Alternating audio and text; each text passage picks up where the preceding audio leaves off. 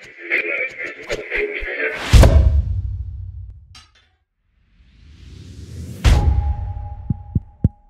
this thing on?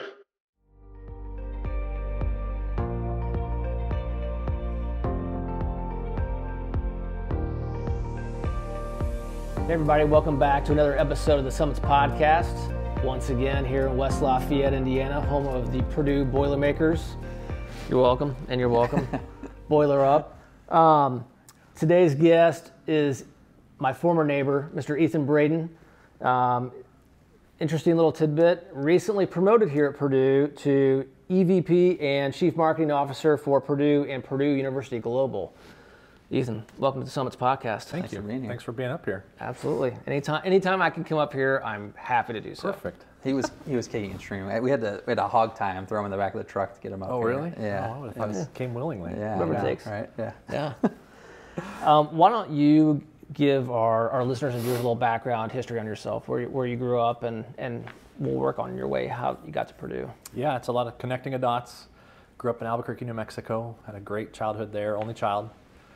Went to school at Willamette University. A lot of people call it Willamette. It's Willamette, damn it. Up in Salem, Oregon, across the street from the state capitol there, where I played football and studied economics and joined Beta Theta Pi there. And actually went to work for Beta for 3 years thereafter in Oxford, Ohio. So that brought me to the Midwest. Okay. Had a chance thereafter to go to Notre Dame for my MBA, and then came down for 10 years to Lilly in a variety of sales and marketing roles for the US, for the emerging markets, and now Purdue. So along the way, met my wife. We've been married 11 years. We've got a 5-year-old son and an almost 2-year-old daughter. Nice. And we're living the Boilermaker life up here in West Lafayette. When you were at Lilly, when did this opportunity or this conversation start, and what ultimately got you to decide to come up here? Yeah, it's a neat opportunity in that it was the same individual that brought me to Lilly in 06 that brought me up here in 18. Mm-hmm. So Dan Hassler, former global CMO at Lilly, brought me down in 06 as an intern. Okay. A member of Beta Theta Pi, so great connection there. And then he retired in 2010 and immediately went to work essentially as the Secretary of Commerce for Mitch and the head of IADC for 2 years. When Mitch's term there came up, and he came up here, he pulled Dan up to Purdue, and he ran the Purdue Research Foundation for 5 or 6 years here, really building it to what it is today. Okay. And you see the expansion and the work that we're doing all over the place. Well, in 18, Dan was going to, I think, work on his 3rd retirement, if I'm not mistaken. And Mitch said, don't leave, run our 150th anniversary. And it was that point Dan said, I'll do it, but what you really need is a chief marketing officer. We really need to bring the place into more of a symphony, more of a harmony of our marketing communications efforts here. And so I'll do that. And what I'd love to do is hire my successor now. So he gave me a call and said, come up here, be my number 2. You'll love the quality of life, you'll love the challenge. And if you earn it, you'll move into my seat 2 years from then. 18 months later, COVID hit. Dan, moved on to his cabin and all the things he loves about retirement, and I slotted over into that seat, reporting to Mitch right off the bat from my couch for about 3 months at that point in time, which was a neat experience. But we came up here for the challenge. My wife's a Boilermaker, and incredible quality of life, especially having a son who was very sick his first year. That's neutralized and equalized us really, really well in a really positive way. Yeah. When COVID hit, and everyone's tired of talking about it, but from a marketing aspect, that had been relatively challenging. Yeah, it was incredible. Challenging, and also an opportunity to live our brand, right? We responded to COVID-19 and an ecosystem here of 60,000 people, mostly those under 22, I think in a very Purdue fashion, right? We went home for spring break, and it was at that point in time that we didn't bring the students back in March of 2020. And by April 20th, actually, of 2020, Mitch announced to the world as really the first president of a large university that we'd be coming back in the fall, and that we'd do it in a very Purdue way. And so he challenged me and our team to essentially skin the campus and create a campaign that wasn't just about marketing frill, but actually changing, creating, and reinforcing the necessary attitudes, beliefs, and behaviors to operate an ecosystem of 60,000 people here during our first worldwide pandemic safely. Right. Protect the vulnerable, de-densify, but preserve and protect the residential education that we have. And it was an incredible opportunity to communicate and also do it in a very Purdue fashion. It was how we approached it was very Purdue. Yeah. There's no question Purdue, regardless of what affiliation I have in terms of where I went to school, if you live in the state of Indiana, you've seen a lot of news about Purdue over the last 5-10 years, and it's mostly based around growth. It's pretty impressive, I have to say. And listening to the two of you guys talk before we started the episode, talking about all your commonalities and different areas of the university, pretty exciting times up here. Yeah, I mean, since Mitch came here, we're up 30% on our students. We're up 20% in the last 5 years. Wow. And a story he told about a year ago when Wall Street Journal and Realtor.com ranked us the number 6 housing market for emerging housing markets in the nation, I love. He said, when he was governor, he made the comment that Indiana cannot run on one cylinder only, that being in Indianapolis. And with everything that we've seen here from economic development standpoint, from the public-private partnerships, et cetera, I think West Lafayette now is Indiana's second cylinder. And so we refer to it as such when we're storytelling in that vein. Right. Yeah, I like it. One interesting thing I noticed when kind of preparing for this episode, aside from your marketing role, or this is, I guess, part of your marketing role, but with the whole NIL thing going on with student athletes right now, it's a very interesting time. It's probably the best way of putting it. You've jumped into a teaching and or mentoring role there, helping the student athletes here at Purdue with NIL deals and how they operate and work with those. What can you share on that? I mean, to me personally, it sounds very interesting. Yeah, it's a really neat opportunity. It came to me early last spring, which was the notion that athletics in Cranor, the business school we're sitting in as we speak, we're going to partner towards a summer class on optimizing personal image and brand. And so it's 4 quarters or 4 pieces. I teach the personal branding component of it. And then there's a focus on social media, there's a focus on philanthropy, and there's a focus on financial planning. But I do the first 10 days or 12 days or whatever it is. With last year, about 25 athletes largely, talking about personal brand and making sure that what they convey to the marketplace and to the fans and to the world in general is intentional and deliberate. Because you've got a brand one way or another, whether you like it or not. Right. It's whether or not you're being intentional and proactive and shaping it to the degree that you can. So we're working with them to make sure they're thinking about those fundamentals and those basics from day one. So we'll run that again this summer with another bunch of our student athletes. I may have to sneak into that class and just be a fly on the wall. It's Watch fun. the back. It's fascinating. And obviously the landscape has changed so much in the last year. Right. In fact, I think we're dropping the philanthropy piece now and evolving based on a student need from what they've experienced over the last year. So it's going to be constantly evolving in what's a very new space. It's all emerging, right? You're still figuring out the footing on how that's all going to play out, right? Yeah, every day. Yeah. We, as part of this visit, had spent some time with Dr. Lau. From I guess maybe a marketing perspective, what is it about the cancer research that's being done here at Purdue that you guys would certainly want the rest of the Hoosier State to know about? Because it's clearly impacting not only those in Indiana, but those beyond, of course. But I don't think that many people know about what all's being done here. What kind of story would you want to tell about that? Yeah, I mean, it's an incredible place, and again, it's so Purdue, okay? So we essentially rebranded or evolved the brand here at Purdue University 2 years ago. And the essence of it is Purdue University is about the persistent pursuit of innovation where people bring their best and learn to build a better world together. The Center for Cancer Research is a combination of researchers and faculty and others that span 6 colleges. I think they span 19 departments. And so they are the epitome of a group of individuals bringing their best to the collective effort to fight cancer. And they're doing it in a basic fashion, right?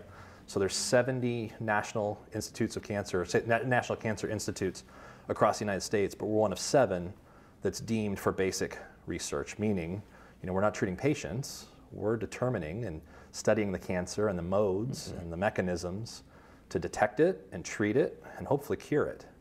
So I think the work that's being done here is critical to the life sciences industry that we have in the state, nationwide, globally as well. We've got 10 drugs in clinical trials right now. With the partnerships that we see here in Discovery Park District and otherwise, you're seeing companies spin out of it. You're seeing FDA-approved agents spin out of it. So it's a major contribution for a university as well, R1, land grant, but without a medical school. So I think those are all the things I'd want folks to know and look really fondly up here to West Lafayette and Purdue when it comes to ultimately curing and beating cancer. Yeah. So with all that's being done here at Purdue, there are obviously other major institutions in the state of Indiana also doing cancer research. And I know this is easier said than done, but one thing that we try to look at or have been looking at and asking ourselves the question is, how do we get, or maybe to what extent are Purdue, IU, Notre Dame, any other institution in the state of Indiana that's perhaps working on cancer therapies and various other forms of research, what kind of collaboration is happening, or is there any collaboration happening? Yeah, I don't know that I'm terribly versed on the specifics, but what I can share is, when it comes to Purdue and Indiana University, right? I want to beat you on the basketball court. Hell, I want to beat you to the stoplight, right? But what I've seen, and I'll give you one example in particular with our biomedical engineering, the partnership between that program and our college engineering and the IU School of Medicine is collaborative. It's a partnership, right? They want to beat things together. They want to improve lives together. In fact, there's a summit tomorrow, which is the IU School of Medicine, Purdue Biomedical Engineering, and Riley, talking about the collaboration, the work that's taking place in particular for pediatrics. So I think when it comes to health, when it comes to cancer, when it comes to the things that are really facing the state and the nation and the globe, you think back to the ad of Ronald McDonald and the Burger King holding hands. Right. We're going to hold hands with IU, Notre Dame, Marion, Butler, whomever it is, Ball State, doesn't matter. If we can collectively contribute our expertise and partner with others to make a big difference. So that collaboration is so key and so welcomed here at Purdue when it comes to those matters. Yeah, that's great to hear. I mean, as we talked about before, cancer is the ultimate non-discriminatory disease. Totally. It doesn't care if you're a Boilermaker or Hoosier or Irish or Bulldog or whatever. It affects us all, so that's great to hear. Yeah. Thanks. And then, Ethan, with the kind of the basis of the Summits podcast, what is your cancer story? Yeah, when we talked about it, everyone's got one. Sure. Right. Family members that have had it, family members that have passed. Best friend in the world called me at 27 with a real rare form of it, and that was probably the first time I'd seen his level of fight and resilience and persistence to beat it. Watching him in his hospital bed for a month. Family members that have since passed as recently as a couple months ago on my wife's side as well. So it's pervasive. It's everywhere. It doesn't discriminate, right? It bites anybody, everyone at some point in some way. But I'll tell you, the one that was probably the most impactful that I think about is I give to, I participate, I visited a camp for children with cancer. And I'll never forget it because we were essentially camp counselors in that regard. It was maybe 10 years ago. And it was an endeavor we did with Lily. But I had the younger group of kids. So there were some that were going out on more physical activities. They were on a creek stomp. Others were, I think, were doing bow and arrow, something of that nature. And we were tasked with the younger kids, I think they were 5 to 7, to make a movie. And we sat them down, and we had the kids in the front row, and we said, okay, what should this movie be about? And one little boy raised his hand. He said, I want to make it about ninjas. Okay, good answer, right? Another little boy, raised his hand. He said, I want to make it about dinosaurs. Okay, very good. I'll never forget it. Little 6-year-old girl, bald, scar right across her head, raised her hand. Faintly spoken, said, I want to make it about a kid with cancer. And we kind of looked at each other and said, well, that's pretty heavy. We looked back at her and said, tell me more. Why do you want to make a movie about a kid with cancer? And she said, I want to make a movie about a kid with cancer, and then I want to show it on the first day of school so I can convince my classmates that what I have is not contagious. I'll never forget that. Yeah. And I think we think about the cancer. For her, she wanted friends. She wanted the cancer gone. I'm sure she wasn't feeling real tip-top shape that day. Right. But she wanted friends. And it was impacting her ability to have that too.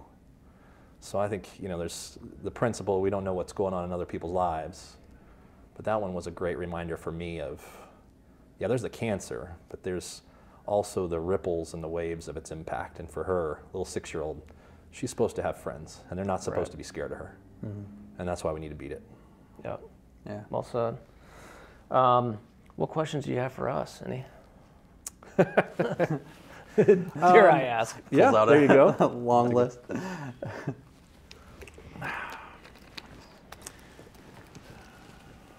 How can we be most helpful? Whether that's Purdue or Boilermakers in general, your listeners. There's a lot of folks, there's a lot of orgs aiming at it. With you all specifically, what kind of help do you need? It's a great question, great offer. I think just keep doing what you guys are doing is the easy answer. Meaning, we were, through the Catherine Peachy Fund aspect of the Heroes Foundation, very happy to make a gift last year, and I know we'll be making another gift this year. And as part of that, as we look at the other institutions around the state who are working to fight this disease, we want to figure out how we can play a bigger role with each of them in whatever way we can, as well as potentially trying to get them all to further work together. And I know it's easier said than done. And just collectively work on trying to fight this disease in the state of Indiana, and ultimately knowing that it's also going to have ripple effects beyond the Hoosier state.